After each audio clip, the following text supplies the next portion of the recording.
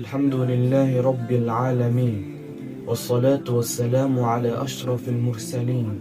أما بعد، فإن صلاة الجمعة من أعظم شعائر الإسلام.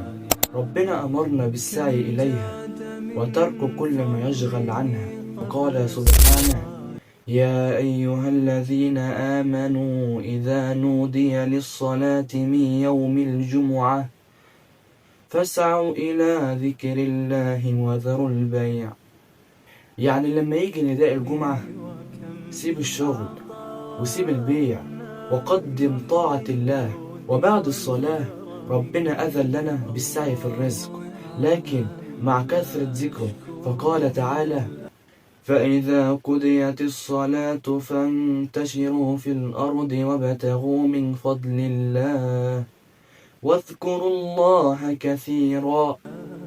فلا نغفل عن الآخرة بسبب الدنيا، ولا نترك الدنيا باسم الدين. وقال النبي صلى الله عليه وسلم: رأس الأمر الإسلام وعموده الصلاة.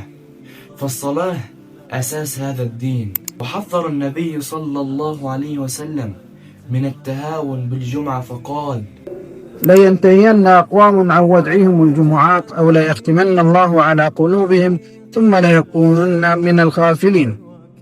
وهذا في التحذير من التساهل بالجمعة، وأنه وسيلة إلى الختم على القلوب والطلع عليها من سبب. ولهذا يقول: لا ينتهين أقوام عن ودعهم الجمعات، يعني تركهم الجمعات، أو لا يختمن الله على قلوبهم ثم لا يكونون من الغافلين. لا حول ولا قوة إلا بالله.